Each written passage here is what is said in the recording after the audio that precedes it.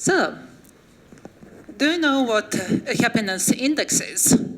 It's a matrix how you can measure how happy you are.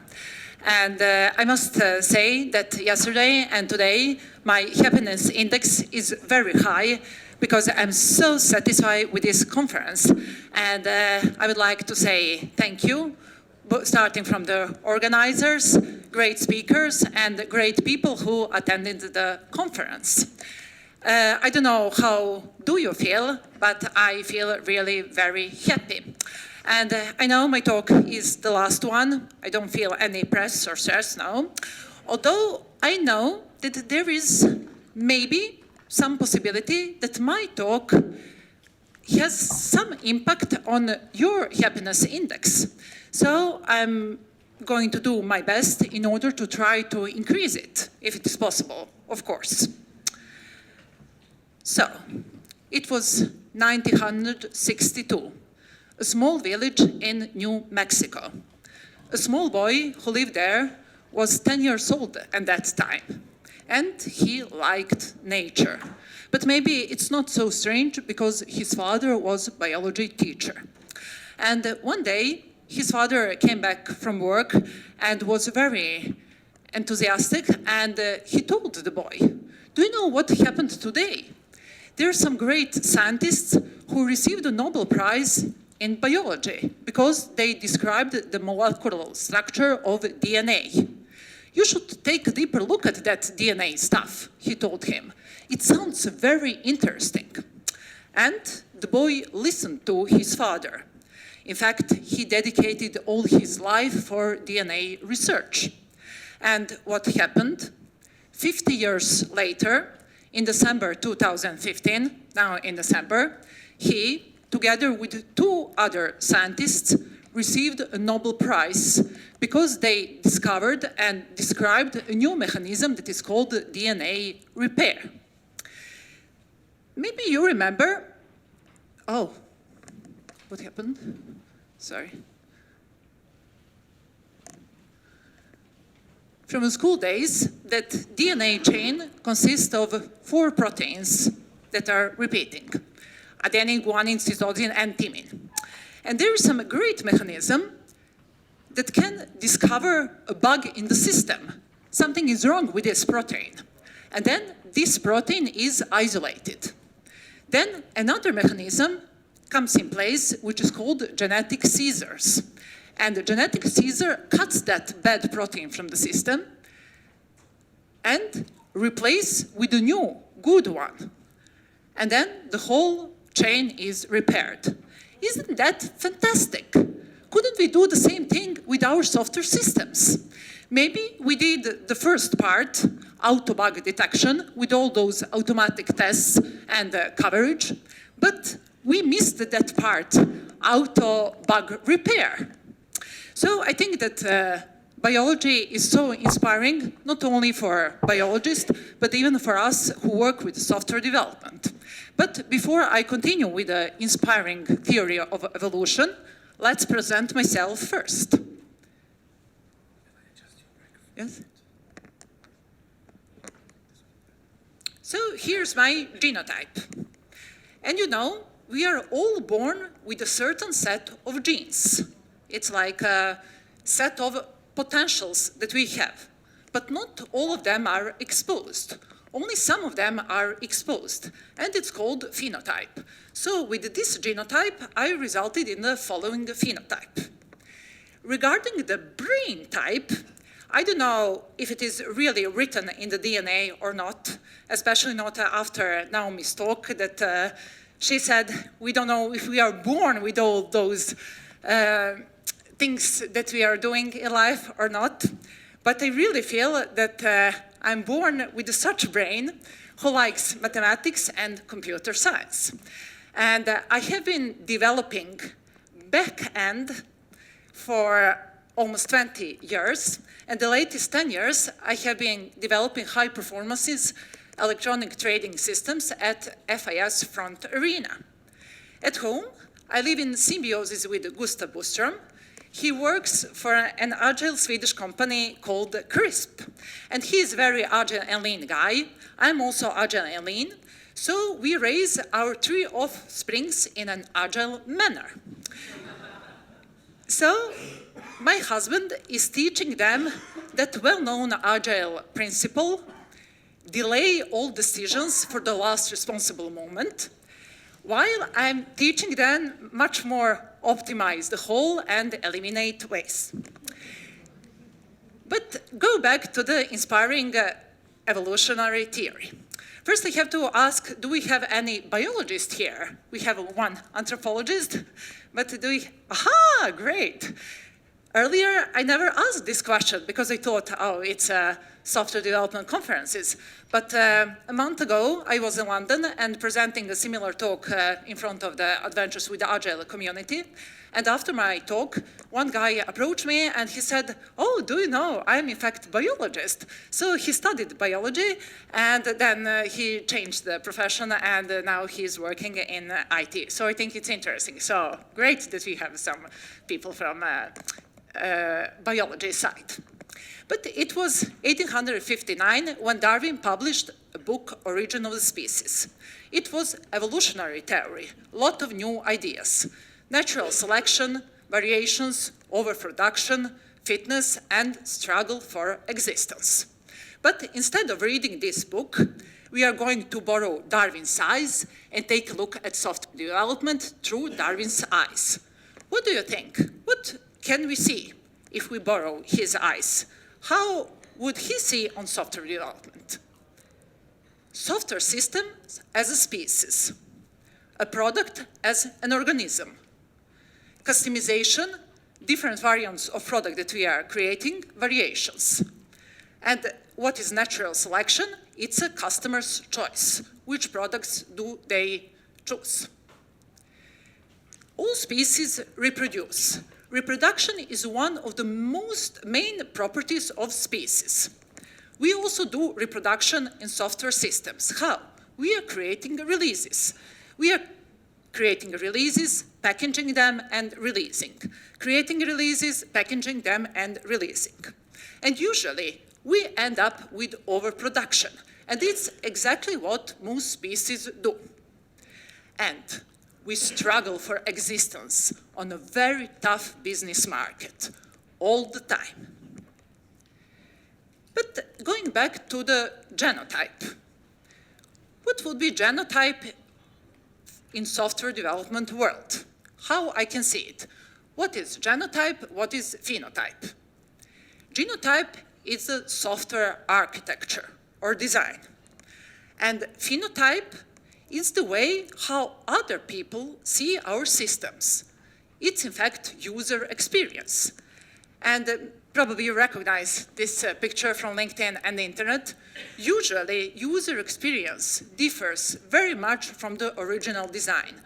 We think that we put all important genes in our genotype, build the architecture, and all of a sudden, customers are looking at our architecture in another way, products, and using completely other features than we have planned. Mutation is alternation of genetic material.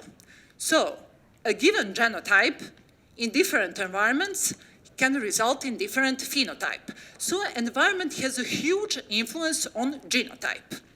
And mutation, it's called mutation, and mutation may yield in either better or worse phenotypes. As already mentioned, today's virus is a great example for mutations. They are changing their RNA all the time. They are very responsive to change. There are 2 different types of changes, mutations, that they do. One is called the drift. There are small changes that are accumulating and propagating over the time. And the other type of mutation is called shift. It's an abrupt, major change in the virus.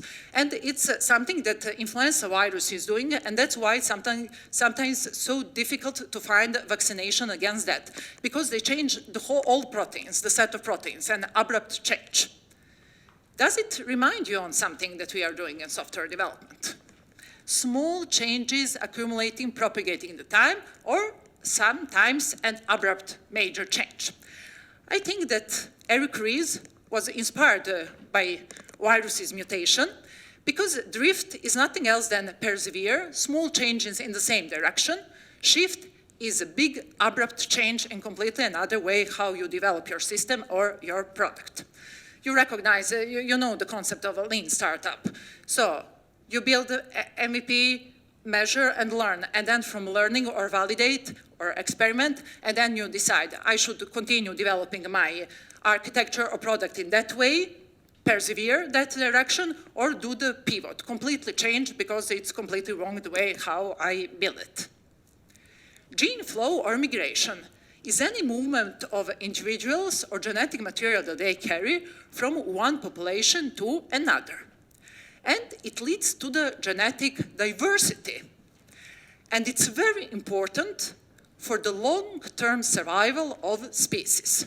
So we were talking a lot at this conference about diversity, and even natural world shows that extending the gene pool is so important for long-term survival of the enterprise, of the products, and etc. So on the architecture level, you should not build everything by yourself. Use open source software if it exists and combine it with your products in order to extend the gene pool. And also combine the different type of people within your team working together, different genders, different backgrounds, and etc. Gene drift is the change in gene frequency from one generation to the next. Drift may eliminate some rare genes due to chance alone. It's genes that are not going to appear so often. From the frog example, we can see that those brown frogs are going to die out. They bear rare genes and they're not going to reproduce. And in fact, it's the way how Mother Nature are eliminating never used features or waste from the system. And we should do the same thing. If we have those legacy systems or legacy parts of the system that no one is using, eliminate that, eliminate waste from the system. There is another phenomenon that is called isolation. When organisms become isolated, variations and mutations that appear in one group are not propagated to another group because they are isolated. And it leads to something that is called speciation. It's the process by which one population from one species you develop in completely two different species. And we have two different types of speciation that can cause speciation. It's geographic isolation and reproductive isolation. How can we map those things on software development? Reproductive isolation, if we don't integrate our parts of our system all the time, it's going to lead to reproductive isolation. Finally, they're going to become two completely different systems that cannot communicate with each other. That's why it's very important with the continuous integration and DevOps practices.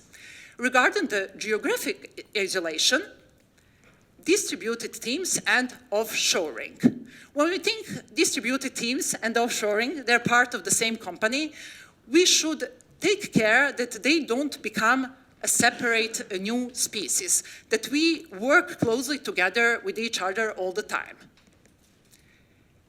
Survival of the organisms that are best adapted to the environment. It's the natural selection.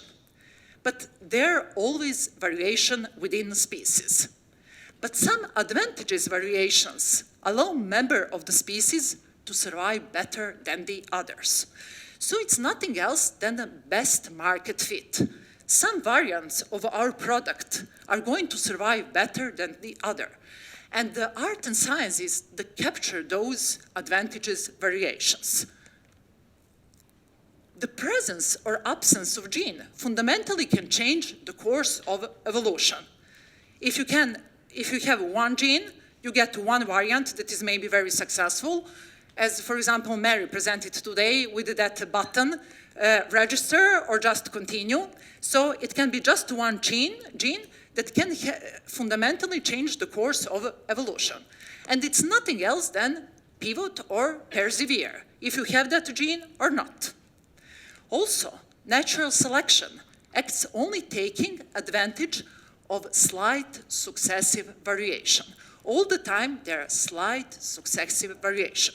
it's nothing else than building minimum viable product and entering a new build, measure, learn loop. Slight successive variation, building MVP, entering new build, measure, learn loop. French biologist Lamarck believed that the giraffes, all giraffes, had short necks once upon a time.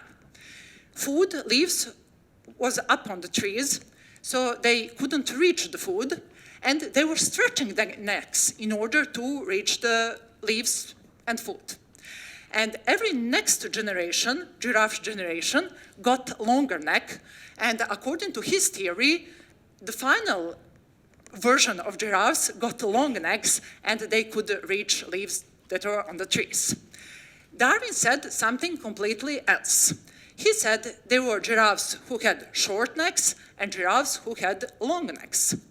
Giraffes who had short necks, they couldn't survive. They couldn't reach their food that was up on the trees, so they died out directly. They couldn't reproduce, and that's why we have only giraffes which have long necks. So we should think about that when we are building our system. We should not deliver something in the first release that is half done and say, oh, yes, it's not viable, but we are going to introduce and we are going to improve that in the 5th or 10th release. So all our products should create value directly from the first release. It should create some value, and then you can improve that value. So Darwin's fitness is the central idea. It describes individual reproductive success. And we can see, in fact, it's the measurement of the created value. And if we take a look at that diagram, graph, to observe Lamarck's giraffes and Darwin's giraffes.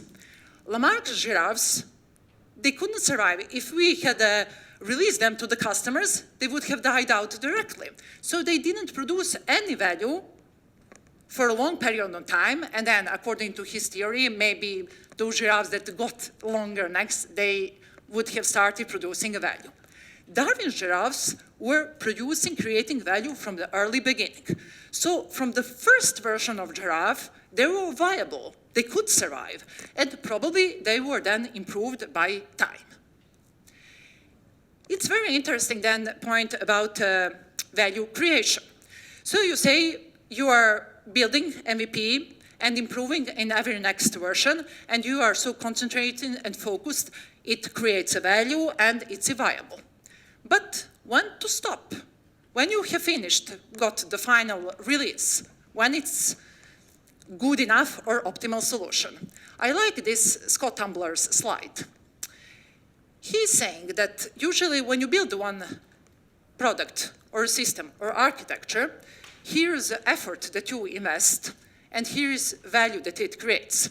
And usually, if you build according to all rules and you're careful, that product is creating value by time.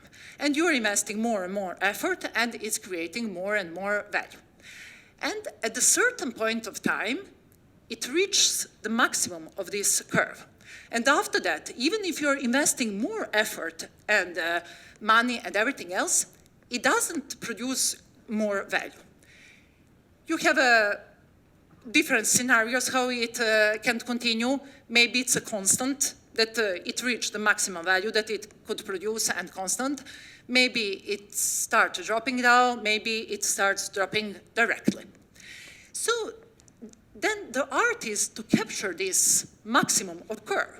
When your product or system architecture has created the optimal value, the maximum value, and that's called optimal. But now it's a question how to capture this magic moment. You are not sitting there and coding, and then you have something blinking, oh, stop coding, your code is reaching the maximal value that it can create. Of course, you don't, but you measure value, created value in some way. And then Scott Ambler says, usually realistic is that you detect that somewhere here. Now my question to you is why? Why you cannot capture here, and why usually you detect that later on, and what does it depend on?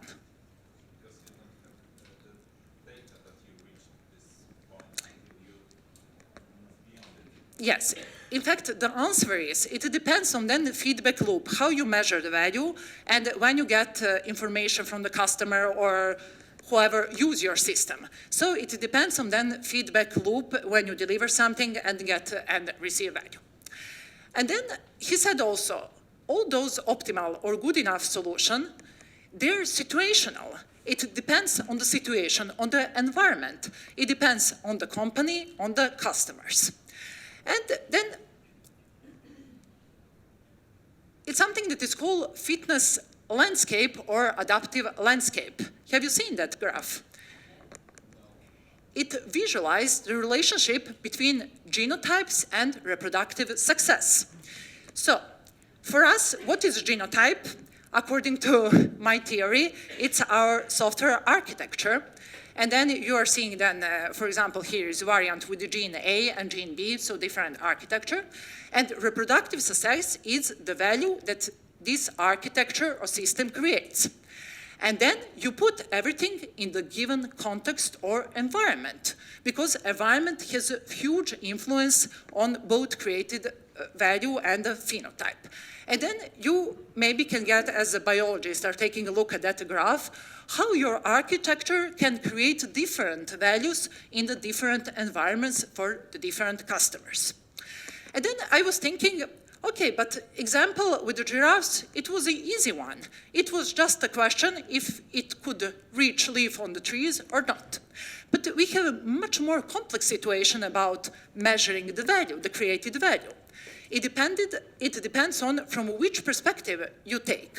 Do you measure value that you have delivered to the customer, or the value that you have received from the customer? Did they pay enough for your solution, or implementation costed much more than they pay, although they're happy and they're using your system? So all the time you have to measure those values. Received value should be bigger than the delivered value if you want that your enterprise will survive. And also, there are so many details about buyer's profit, seller's profit, and how you measure that created value and delivered value. And this Darwin's theory is traditional. It's about genotype and phenotype. But then the people realized, when analyzing people's behavior and also animals' behavior, there's something more there. Everything cannot be described only by genotypes and phenotypes and mutation and environment. And Richard Dawkins published several books. One of them is The Selfish Gene. Has anyone read the book or saw the book? Yes. So his theory is that beside the genotype and phenotype, there is something else that he calls for meme. It's an idea, behavior, or style that spreads from person to person within a culture. So you can say it's in some way cultural DNA. Then his theory is very gene-centric. While Darwin's theory was much more both genes, but also how organisms and species survive, Dawkins defined something that is called the selfish gene. According to his theory, there are some genes that are so selfish and they're so focused just that they're going to survive and propagate, and without necessarily promoting the survival of the organism where they resist. And he calls such genes for selfish genes. And then there is another thing that is called extended phenotype. So we said phenotype, it's the way, it's those observed properties that come from one genotype. But it's seen in the natural world that sometimes genes from one organism can have effect on the environments and on the other organisms. And that's called extended phenotype. The effect the selfish genes have on their environment, their influence on the world outside the organism they inhabit. And one example is parasite manipulation. It can be seen that some parasites that resist in their hosts, they can change the behavioral host, the behavior of the host where they resist. So it's called extended phenotype. So it feels like that there is much more than just a usual genotype and phenotype. And there is another Agile architect who is Darwinist, Julian Everett, a friend of mine. So he mapped that Darwinism on the software development. And from his point of view, he's saying for him, meme, it's a product feature or a concept. And what is then extended phenotype? It's everything that that product feature includes or initiate. It includes code. You do some coding in order to create that feature that you want to implement. Architecture, user experience, created value. So in some way, we can say that genes result in some phenotype. And environment has an influence on that phenotype, how the phenotype will look like. But on the other side, they also have that extended phenotype, which has influence on the environment. So in some way, you get that feedback loop. Like environment has influence on the phenotype, but on the other side, the same genotype results in the extended phenotype, which has its influence on the environment. Very exciting and complicated. So, but it's important to be aware of that. So this quote, do you know who said that? It is not the strongest of the species that survive, nor the most intelligent. It's the one most adaptable and responsive to change. Well, the correct answer is nobody knows. Because, in fact, I also believe that, and I think that many people believe that it was Darwin who said that. But when I have started with that idea about Darwinism and software development, and when I was young and naive a year ago, and presented this idea, all those other Darwinists who are working with Agile architecture, they told me, oh, you know, there is no evidence that Darwin said that. In fact, they read the book, Origin of the Species, and they said it's never mentioned. But I think it doesn't matter if Darwin really said that or not. It's really applicable in our case when we are looking at our software system. It's not the strongest which survive, but it's the one that are most adaptable and responsive to change. So we could see that there are so many similarities between software development and evolution of the species. But there are some differences, of course. Evolution of species lasts billions of years. While in a software evolution, we have short time to market. We don't have billions of years to discover all those advantageous variations.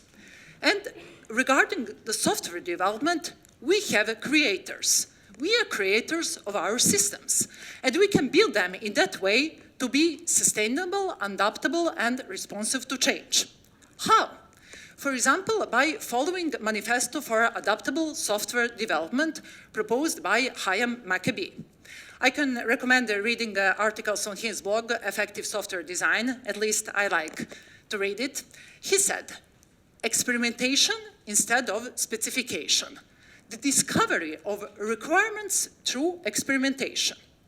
Evolution instead of implementation. The constant evolution of system functionality to meet the dynamically varying customer needs. Adaptation instead of modification.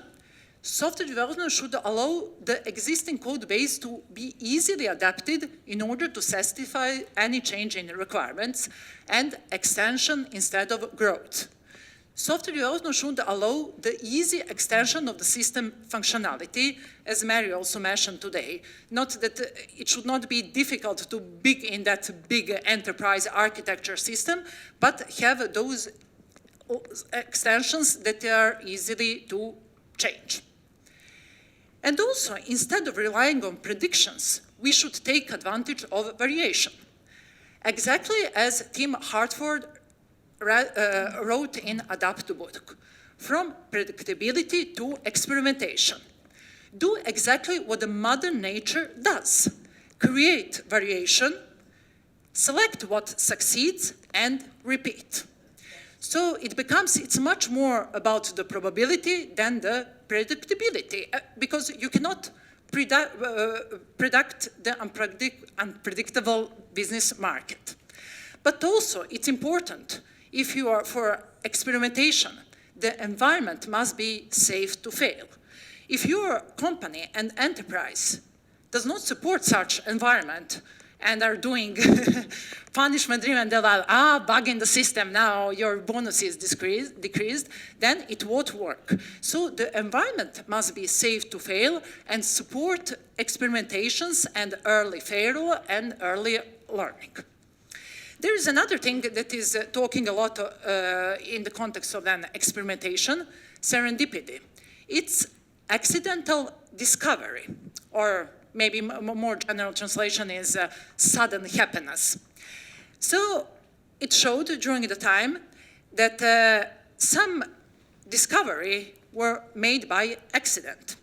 For example, the most famous is how Alexander Fleming discovered penicillin. And I believe a little bit in serendipity, but not completely, because do you know the story about Alexander Fleming? He was testing a lot of things with staphylococcus, but he was not very tidy man, so he left his laboratorium in a mess when he left for vacation. And when he came back, he saw that in those boxes where he was taking care about staphylococcus, some fungi came and some of them were dead. And then he saw, okay, bacteria can be react in a negative way on those fungi, and then he developed penicillin. But I would say, if he has never experimented with bacteria, he would never have discovered that. So maybe it can happen that you are experimenting within one area, looking for one solution, and you find the answer for another solution, but usually those things are related. You have to experiment in order to find answers on your questions. And also we should build anti-fragile systems as proposed by Nassim Taleb. Have you heard about the book Anti-Fragility? He said that we have different types of system. When they're exposed to shock, a fragile system breaks, robust system stays the same, anti-fragile system, resilient system go back to the previous state, while anti-fragile system evolves. It benefits from the shocks and unpredictable changes. So here is also a graph, and there is something that is called the black swan theory. Maybe you have heard it's a symbol when something that you really never planned that it would happen, and when you don't know that black swan exists, it happens and make disaster. So how to protect your system against that? And according to Nassim Taleb, evolution works because of its anti-fragility. It like stressors, randomness, uncertainty, and disorder. And he said also, while individual organisms are fragile, the gene pool, the whole gene pool, takes advantages of shocks and enhance its fitness in that way. So we should also apply that on products and enterprise level. We are always going to develop fragile products and fragile systems, unfortunately. But we can develop them in that way that the whole enterprise become anti-fragile and enhance its fitness. And when you think, okay, now we found solution how we should experiment, doing different variations of the product and see what works and so on, have we solved all our problems? Unfortunately, not. Nowadays, there is a new phenomenon that is called digital Darwinism, described by Brian Solis. He said that it's the phenomena when technology and society evolve faster than business can naturally adapt. So it evolves with such a big pace that your enterprise cannot follow that. So that phenomena sets a stage for new type of management and business models that you have to have in your company. Adapt or die. And also, he proposed that many companies should go through that digital transformation in order to create a new culture for empowerment, agility, innovation, and engagement. Because if you don't adapt, you will fail to digital Darwinism. So you should concentrate on some other things, change your operational model and your organizational structure. Regarding the, so here are just some definitions about digital transformation, but it's not so important that we read them today. We'll get them in the presentation. Regarding the business operational model, there is something that is called business agility. It's ability to quickly change organizational process. So you should establish new operational models in your enterprise in order to support business agility. And there is one guy, David Siegel, and he's talking a lot about business agility and offers some frameworks and models how you can work with it. But the main goal is to be less predictive and discover what works or not through experimentations. Because again, the point is, you cannot predict the unpredictable market. So you have to change the way how you work. And business agility replaces strategies with experiments. And also, it's better that you follow your customer and to see how you earn money on your customer and the way how your customer is using your system, then try to predict where the market will go. And try many small experiments that can have a big impact. And also uncertainty. Try to profit from it, not just survive it. So to be anti-fragile. But then I said, digital Darwinism requires changes in a business operational model, but also on the organizational level structure. How our enterprises should look like then in order to cope with it? How the management should work in the companies? It's recommended to have a teal organization, which works as a living organism. And the people who are working with the organizational structures, they classified organizations in different types. And they said a long time ago, earlier, it was a red type of organizations. And they also did comparison with the natural world, how the management works. So for the red type of organization, it's like a wolf pack. Constant exercise of power by chief to keep soldiers in line. The next step was amber. It's more like army, a strong hierarchical structure that you have. The next step was orange. It was the focus was to beat competition and achieve profit and growth. So it was working much more like machine, command and control. And then people realized it's not only that you focus on growth and profit. There are some other things that you should focus on.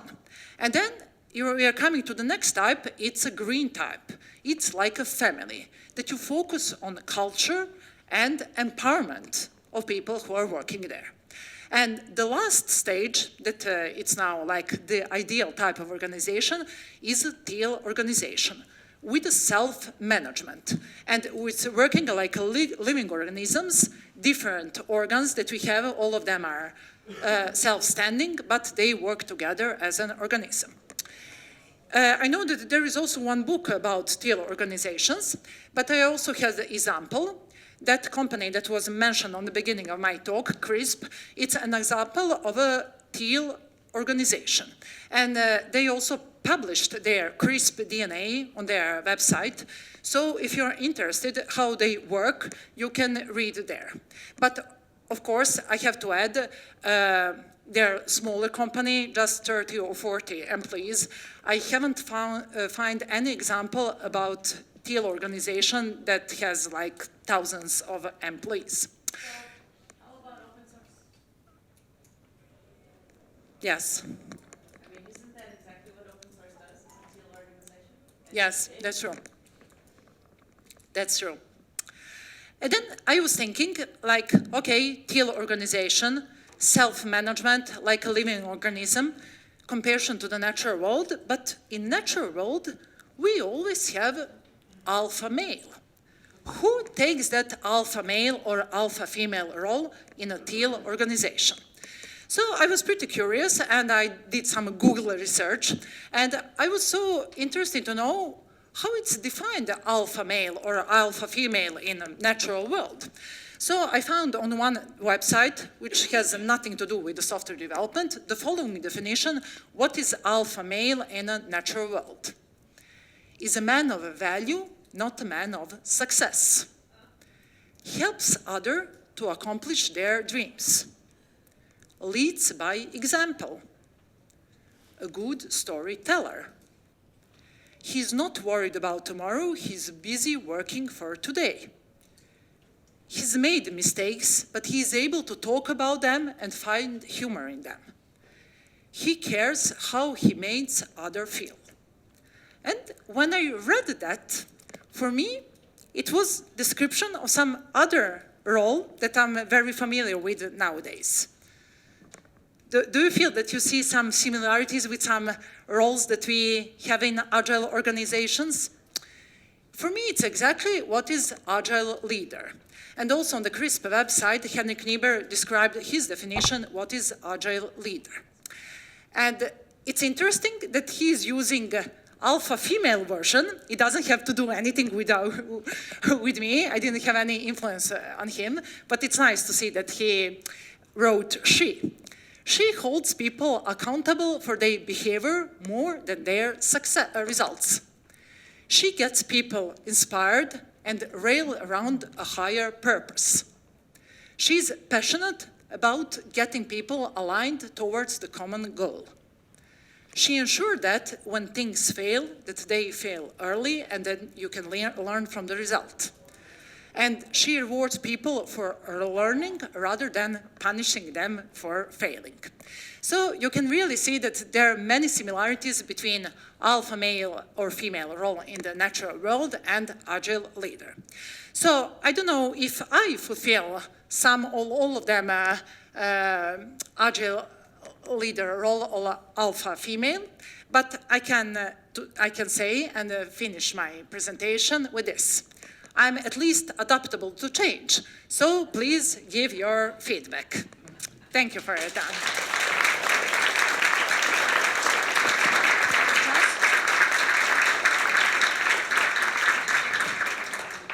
So now it's 5 to 5. I know you're tired, it's the end of the conference, but do you have any short questions regarding both biology and software development? Otherwise, you can always contact me on my email. So. Okay. Okay. Yeah. Thank you. Thank you.